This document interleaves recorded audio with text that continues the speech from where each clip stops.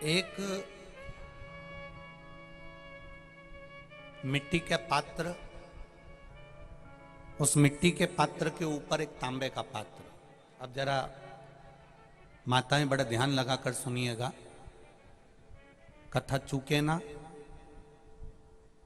आपको 10 जगह जाकर सिर नवाने की जरूरत ना पड़े, एक महादेव के चरणों से ही आपका आनंद सुख प्राप्त हो जाए। एक मट्टी का पात्र, और मट्टी का अगर कोई कलश है छोटा सा, उस कलश के ऊपर तांबे का कलश।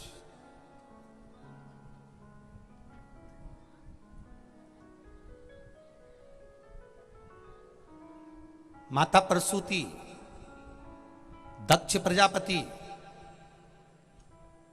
और माता वीरणी, इन तीनों का स्मरण कर कर जो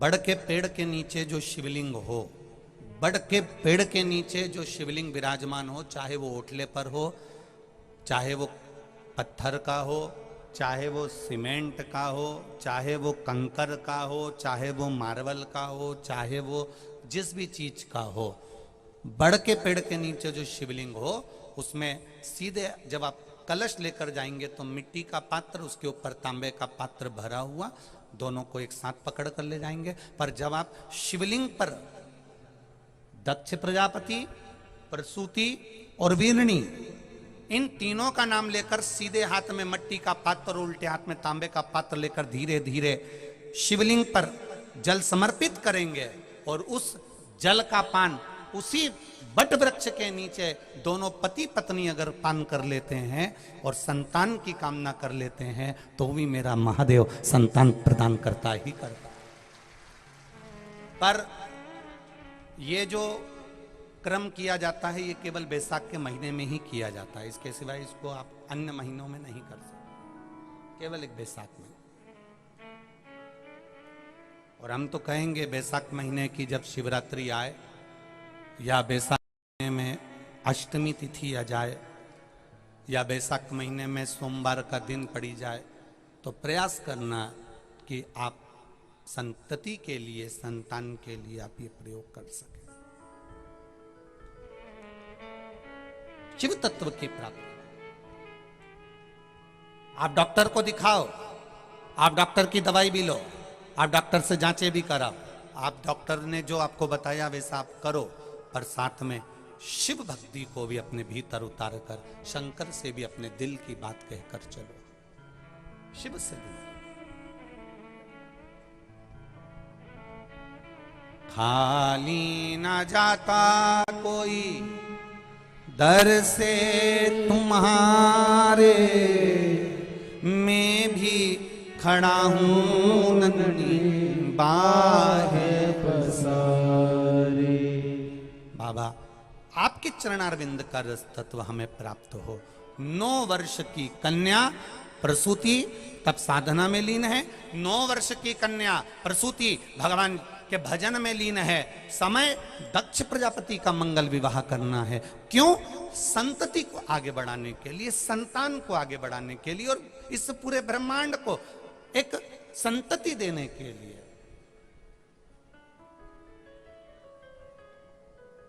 करा।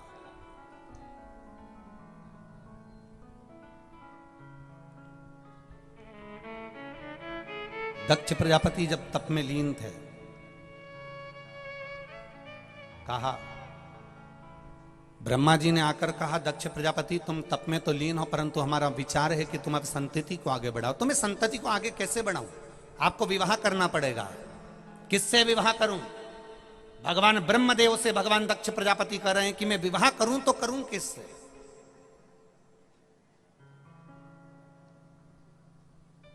कहा, प्रजापति वीरण की पुत्री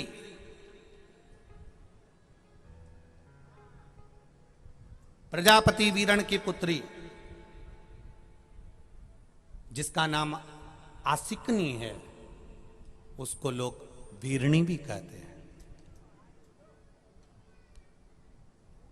प्रजापति वीरण की पुत्री जिसको लोग आसकनी कहते हैं उसका नाम वीरणी भी है। अच्छा कोई फिर अच्छे से सुन लो ध्यान से, कोई अगर आपसे कहे कि सियोर वाले महाराज ये कथा कहां से बाच रहे हैं, तो आप बता देना शिव महापुराण सती खंड अध्याय नंबर 13 और पेज नंबर 155, 156, 157, गीता प्रेस गोरखपुर की शिव महापुराण से यह चरित्र चल रहा है, ध्यान रखिएगा। अगर कोई आपसे कहे कि गुरुजी ये कथा कहां से बाच रहे हैं, ये वीरणी की कथा कहां से बाच रहे हैं, तो आप बता देना गीता प्रेस गोरखपुर की कथा शिव महापुराण सतीखंड अध्याय number 13, 155 number page, 156 number page और 157 नंबर पेज पर से यह कथा को लिया जा रहा है। बहुत ध्यान से सुनो। दक्ष प्रजापति, कोई कहे आपसे कि ये संतान प्राप्ति के लिए गुरुजी बोल रहे हैं, तो ये कौन से पेज पर, तो उसका स्मरण आपको रहना चाहिए कि हम शिव पुराण के इस अध्याय को पढ़ रहे हैं, इस पेज को पढ़ रहे हैं और इस जगह को पढ़ रहे हैं।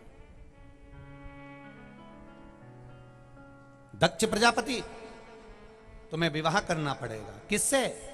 प्रजापति वीरण की पुत्री आसकनी से।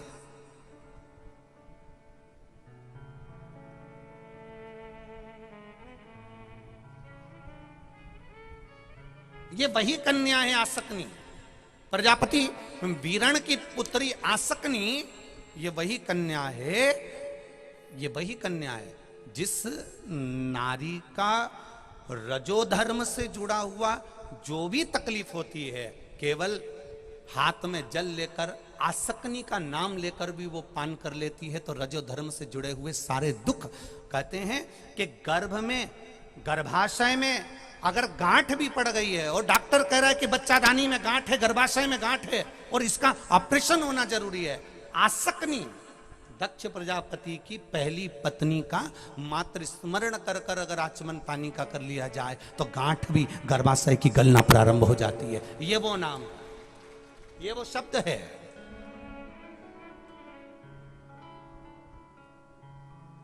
एक पत्र आया, बहुत ध्यान दीजिए।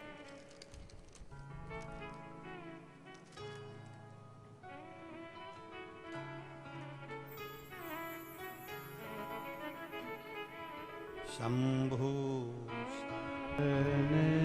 पड़ी मांगू घड़ी रे घड़ी दुखे काटो दया करी न दर्शन आपो शंभु शरण पड़ी मांगू घड़ी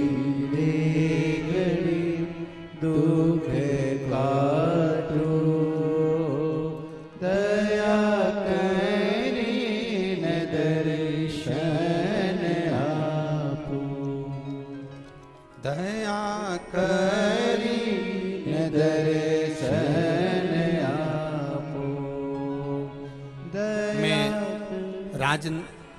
मैं राजनगर इंदौर मध्य प्रदेश से हूँ। मेरा नाम विजय यादव है, मेरा मोबाइल नंबर ये है।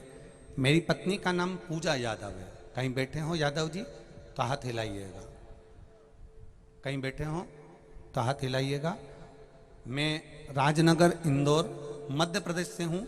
मेरा मोबाइल नंबर ये है, मेरा नाम विजय यादव, मेरी पत्नी का नाम पूजा यादव है। कहीं बैठे हो तो दोनों हाथ ऐसे हिला दीजिएगा एक बार, तो दिख जाओगे आप। दिख गए क्या?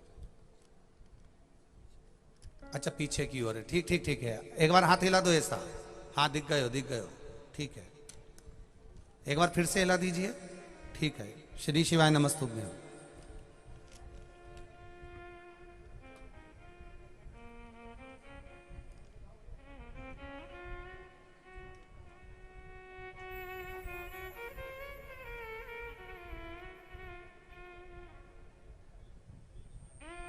गुरुदेव, मेरे पति के दोनों किडनी में घाव बता दिए गए थे। हमने बहुत इलाज करवाया पर किडनी का घाव नहीं भरा पाया। डॉक्टर ने कह दिया था इनकी किडनियां काम करना बंद कर रही हैं, इसमें घाव पड़ गए हैं, ऑपरेशन कर कर किडनी भी अगर चेंज करवाओगे तो भी ये काम नहीं करेगी क्योंकि इसमें घाव भरे हुए हैं। डॉक्टर ने ऑपरेशन की सलाह दे दी। हम लोग वापिस घर आ गए। यहां से सीहोर गए, कुबेरेश्वर धाम से रुद्राक्ष रिपोर्ट दिखाकर लेकर आए। गलाते, शिव जी को चढ़ाते, पानी पीना चालू करा। बाबा की कृपा से डॉक्टर ने जांच करी तो बताया कि दोनों किडनियों ने काम करना चालू कर दिया है। हम यहाँ प्रणाम करने आए। दूसरी बात कहना चाहता हूं गुरुदेव, 2 लड़के हैं, बड़ा वाला लड़का 11 साल का है और छोटा वाला लड़का 7 साल का। जब हमने अशोक सुंदरी कथा जीतू पटवारी जी की यहाँ जो हुई उसको सुना, तब बाबा से प्रार्थना कर कर हमारे यहाँ एक बेटी का जन्म हो इस भाव से हमने भगवान से प्रार्थना करी और गर्भ ठहरा। पर गर्भ के अंदर गर्भाशय में एक गांठ हो गई। डॉक्टर ने कह दिया अगर ये गांठ है बच्चादानी के अंदर तो आपको ये बच्चा रखना नहीं चाहिए, नहीं तो दिक्कत हो जाएगी।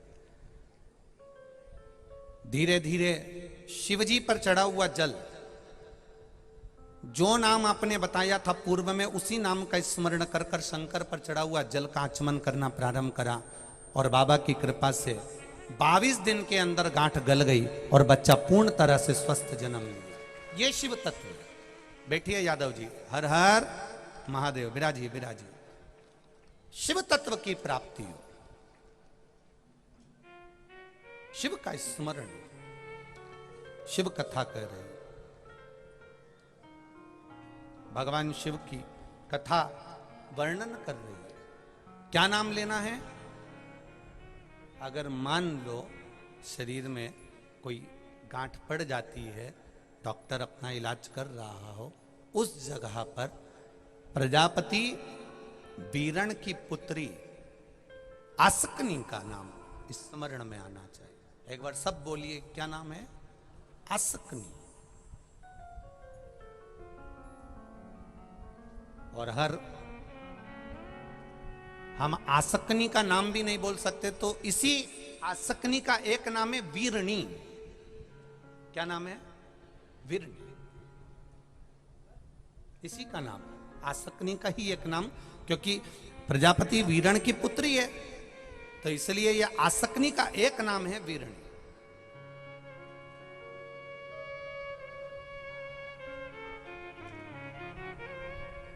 दक्ष प्रजापति से कहा आप प्रजापति वीरण की कन्या आसकनी से विवाह कर लीजिए। महाराज आसकनी से विवाह? हां, कारण दक्ष प्रजापति से कहा भगवान ब्रह्मा जी ने कि प्रजापति वीरण की कन्या आसकनी केवल ऐसी है जो मन से, अगर गर्भ से बच्चों को जन्म भी दे तो उन बच्चों को केवल जल के छींटा देकर भी हजारों अंश उत्पन्न कर सकती है। वो वीरणी में, वो आसक्ति में बल है। वो बल आसक्ति में है, वीरणी में है। और अच्छे से समझिएगा, जब नारी का 5वां 6ठा महीना हो, डॉक्टर कहे बच्चे की धड़कन नहीं है, कोई कह दे बच्चे की हृदय में छेद है, हम तो यहाँ तक कहेंगे जो बच्चा, जिस बच्चे को, कोई बच्चा ऐसा होता है जिसको बार बार ब्लड चढ़वाना होता है, बार बार उसका ब्लड चढ़ता है, या कोई ने कह दिया इसका ऑपरेशन होगा हार्ट का, इसमें छेद है, डॉक्टर का तुम इलाज करवाते रहो, डॉक्टर को चेक करवाते रहो, क्योंकि डॉक्टर को चेक करवाते रहोगे तभी तो तुम्हें मालूम पड़ेगा कि देवादिदेव महादेव ने कृपा करी कि नहीं करी। और अगर डॉक्टर के यहाँ जाना छोड़ दोगे तो बताएगा कौन तुमको? इसलिए डॉक्टर के यहाँ जरूर जाओ, डॉक्टर से चेक भी करवाओ, डॉक्टर का इलाज भी करो, डॉक्टर की दवाई भी खाओ, और साथ में देवादिदेव महादेव का स्मरण भी करो। एक पत्र और है,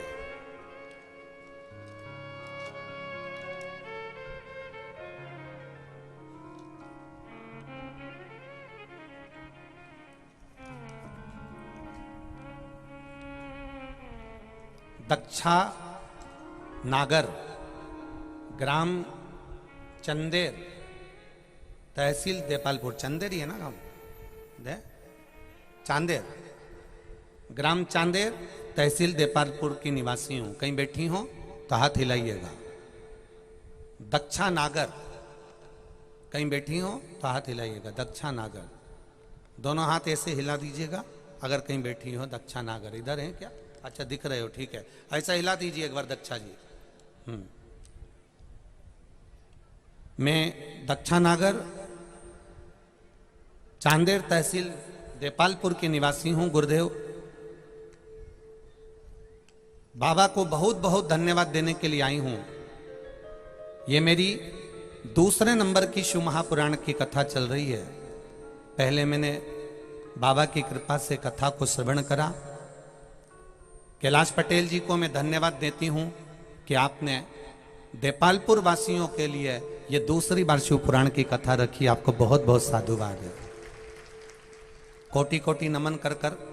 गुरुजी मेरी बहन की लड़की जो कि जन्म से ही मानसिक रोग ग्रसित हो गई थी, उसका विवेक काम करना बंद कर दिया था, शरीर शिथिल था, जन्म से ही थी। खूब इलाज करवाया पर कोई आराम नहीं पड़ा। फिर आपने पशुपति व्रत के बारे में बताया और व्रत में आपने जैसा जैसा वर्णन किया वैसा वैसा पशुपति व्रत करना प्रारंभ करा। और एक बार आपने तांबे का कलश और दीप का जो उपाय बताया था वो मैंने अपनी बहन की लड़की से करवाया। आज की स्थिति में जिसको मानसिक बीमारी थी, जो कि पूर्ण तरह से लोग उसको देखकर हंसते थे, पागल कहते थे, अब वो पूर्ण तरह से ठीक हो चुकी है। इसलिए मैं यहां पर प्रणाम करने के लिए आई हूं। शिव तत्व की प्राप्ति अर्थात, बैठिए बहन, बैठिए। श्री शिवाय नमस्तुभ्यम, बैठ जाइए। शिव तत्व की प्राप्ति का एक सुख हो हमारे भीतर।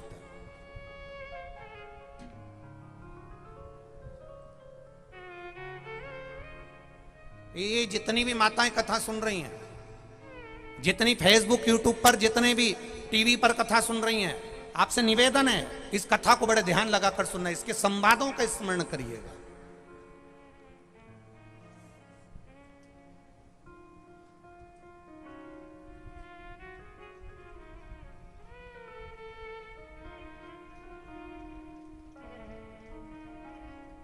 आसक्ति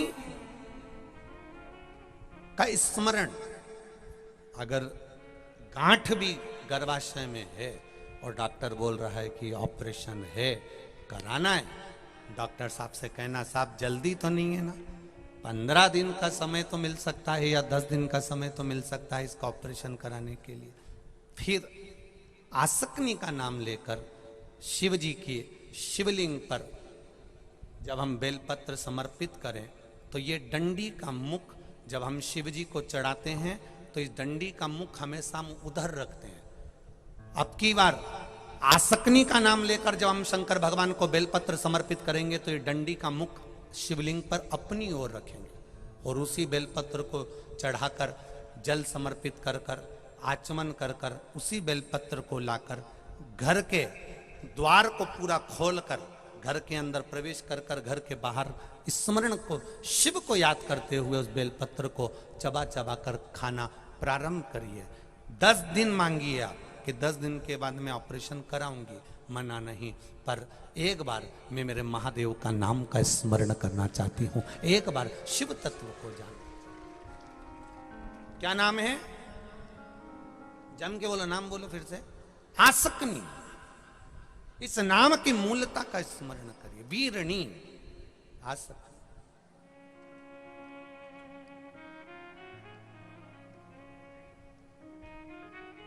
पतंग उड़े आकाश माने, डोर थारा हाथ मां, ओ वल्लभ मारी पतंग ऊंची, बाबा मारी पतंग ऊंची। आगे वर्णन किया। दक्ष प्रजापति ने पूछा, प्रजापति वीरण की पुत्री वीरणी से मैं विवाह कर लूं, आसकनी से मैं विवाह कर लूं, इससे विवाह करने का फल क्या है? तो कहा वीरणी में, आसकनी में वो बल है कि आसकनी जब हाथ में जल लेकर केवल अपने गर्भाशय से जो संतान उत्पन्न हो उस पर मात्र जल का छींटा भी दे दे, तो जितने जल के छींटे पड़ते हैं उतने संतान को वो प्रकट कर सकती है। इतना तप का बल उस आसकनी के अंतर्गत है। दक्ष प्रजापति की 2 धर्म पत्नियां थी, वीरणी और प्रसूति।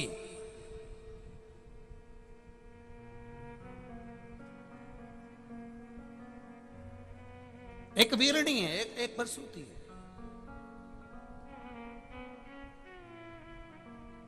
2 है।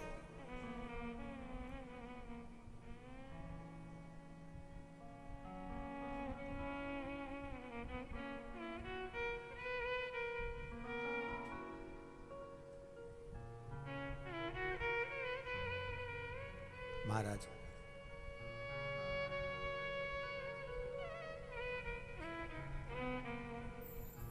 जब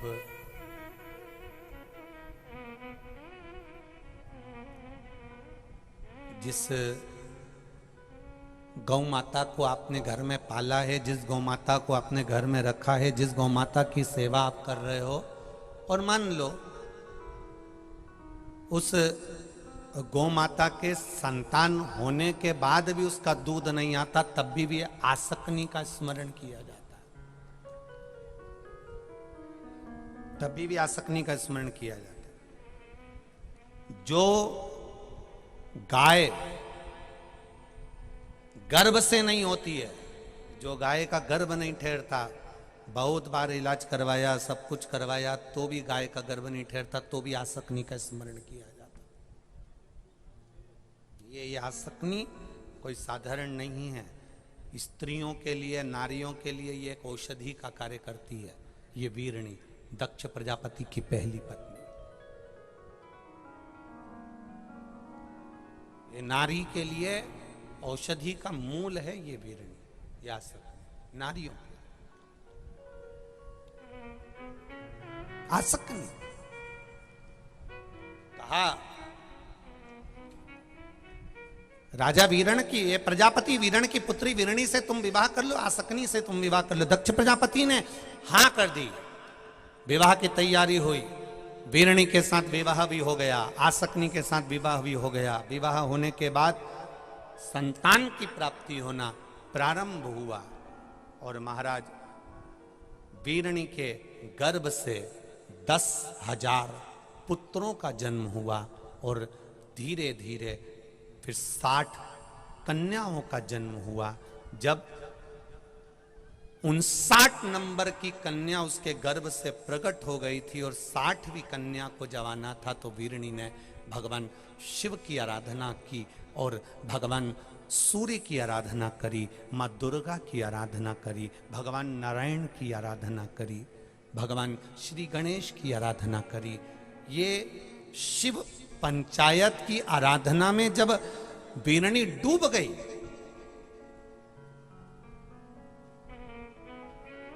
वीरणी जब डूबी है शिव की आराधना में, दुर्गा की आराधना में, गणेश की आराधना में, भगवान विष्णु की आराधना में, सूर्य की आराधना में, ये शिव पंचायत है। इस शिव पंचायत की आराधना में जैसी वीरणी डूबी, और जब डूबती जाए, आसकनी डूबती जाए, भगवान की संकीर्तन भजन में डूबती जाए, तब दक्ष प्रजापति भी उनके साथ तप में लीन हो गए, साधना में लीन हो गए। मां दुर्गा ने सूर्य नारायण भगवान के कहने पर, भगवान नारायण के कहने पर, भगवान देवादिदेव महादेव के कहने पर मां दुर्गा ने आकर पूछ लिया, शिवा ने आकर पूछ लिया,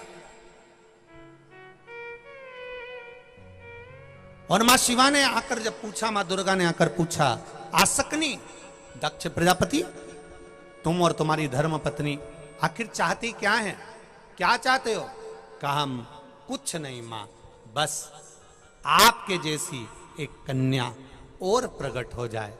तब आसकनी के गर्भ में स्वयं मां दुर्गा ने कहा, कहाँ मैं कन्या ढूंढने जाऊंगी, मैं स्वयं आसक्नी वीरणी तेरे गर्भ में, दक्ष प्रजापति तुम्हारी पत्नी के गर्भ में मैं स्वयं आकर विराजमान होंगी।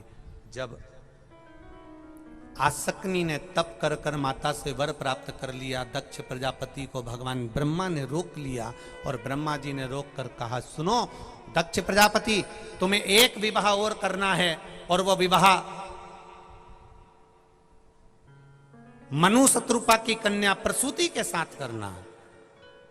दक्ष प्रजापति ने एक विवाह माता प्रसूति के साथ करा। प्रसूति जो 9 वर्ष की अवस्था से भगवान की आराधना में डूबी रहती थी, तब साधना में डूबी रहती थी, वो प्रसूति इतनी भगवान की आराधना में डूबी रहती थी। जब देखा वीरणी ने प्रसूति को, कि प्रसूति को जब देखा तो इसके गर्भ से भी संतानों के जन्म हुए, इसके गर्भ से भी संतान हुए।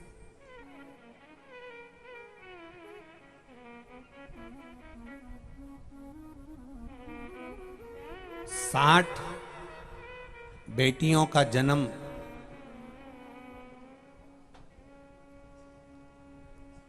वीरणी के गर्भ से हुआ। 24 बेटियों का जन्म प्रसूति माता के गर्भ से। अब एक बेटी जो वीरणी के गर्भ में है, प्रसूति के गर्भ में है, वीरणी के गर्भ में है, आसक्नी के गर्भ में है, और प्रसूति ने तप साधना करना प्रारंभ करा। ऐसा तप, ऐसी साधना करी, ऐसी साधना करी कि वीरणी का मन हो गया कि मेरे गर्भ में जो मां आदि शक्ति, मां दुर्गा, मां शिवा मेरे गर्भ में आ रही है, वो इस प्रसूति के गर्भ में विराजमान हो। आपस में स्नेह बहुत था और आधा गर्भ माता प्रसूति का जो कुछ महीने थे वो आसक्नी के गर्भ में रहे और कुछ महीने माता प्रसूति के गर्भ में रहे। तब माता प्रसूति के गर्भ से जिस कन्या ने जन्म लिया उसका नाम सती हुआ, तब उसका नाम सती प्रकट।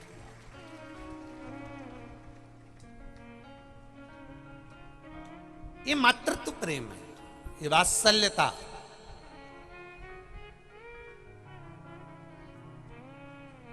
जितनी माता प्रसूति के प्रति माता सती का प्रेम है, उतना कि उतना प्रेम माता सती का वीरणी के प्रति भी।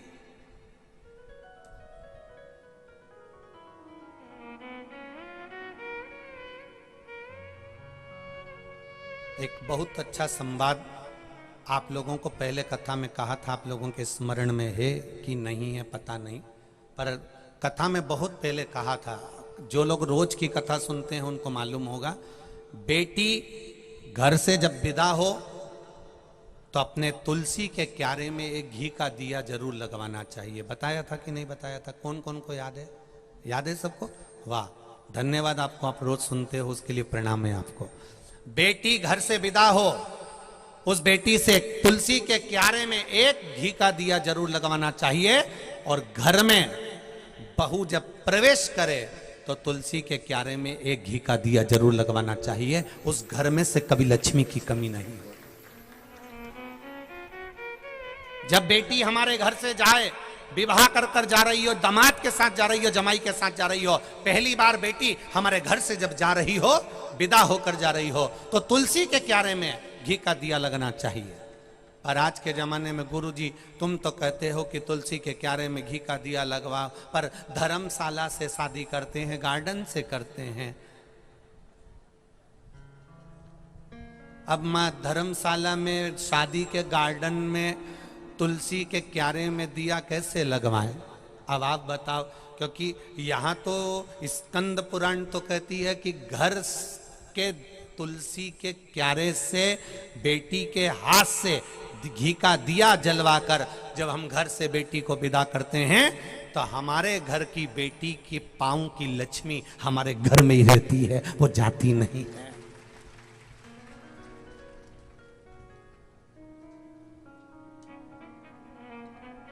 अब पहले के जमाने में घर से बेटी विदा होती थी तो उसके गर्भ से जो संतान होती थी उसका लगाव नाना नानी के प्रति थोड़ा ज्यादा होता था। अब होटल से बेटी विदा होती है तो उसके गर्भ से जो संतान होती है उसका लगाव होटल से जरा ज्यादा होता है।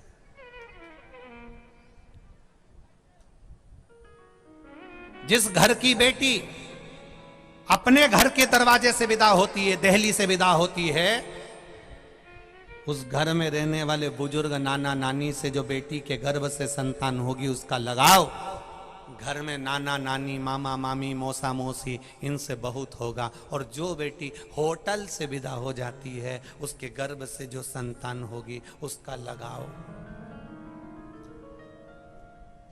होटल के मैनेजर से और होटल से थोड़ा लगाव ज्यादा होगा। ये होता है। पहले बच्चे घर में जन्म लेते थे तो उनका प्रेम दादा दादी से होता था। पहले बच्चे नाना नानी क्या पैदा होते थे तो नाना नानी से प्रेम ज्यादा होता था। आज के बच्चे हॉस्पिटल में पैदा होते हैं इसलिए बच्चों का प्रेम डॉक्टर सिस्टर से ज्यादा रहता है। हर 2-4 दिन में बीमार हो जाते हैं, हॉस्पिटल लेकर जाओ। बच्चे भी ऐसे, घर में दवाई दो तो ठीक नहीं होते और हॉस्पिटल में जैसे लेकर पहुंचे 500 रुपए खत्म हुए, 2-4 हजार रुपए बच्चे ने लगाए और बच्चा ठीक। उससे पूछो क्यों? क्योंकि हॉस्पिटल में पैदा हुआ है ना, इसलिए मामा मामी से प्रेम बहुत है। हॉस्पिटल के डॉक्टर सिस्टर से इतना प्रेम है कि बस वो हाथ लगाते हैं वो ठीक हो जाते हैं। ठीक, ये प्रेम वाली बात है इसमें।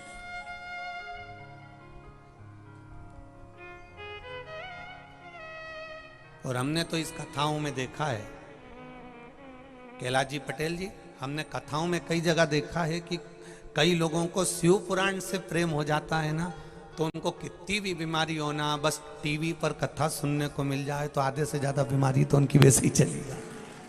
बस कथा मिलना चाहिए, कथा मिली और बीमारी गई।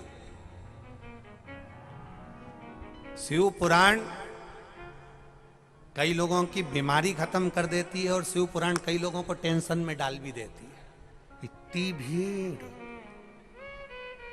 कैसे व्यवस्था हो रही होगी, लोग कहां जा रहे होंगे, क्या खा रहे होंगे, कैसे होगा, क्या होगा, कब होगा, बस आधा टेंशन में यही जीवन निकल गया। 7 दिन की कथा पूरी हो गई। अक्षतम केशवम, अरे बोलो बोलो, आगे तो बोलो, राम नारायणम। अब कथा कहने वाले ने कथा कह दी, करवाने वाले ने कर दी, और बाकी के जो टेंशन में भरे पड़े थे वो टेंशन में ही रह गए और लक्ष्मी नारायण का दर्शन हुआ और सब अपने अपने घर चले गए।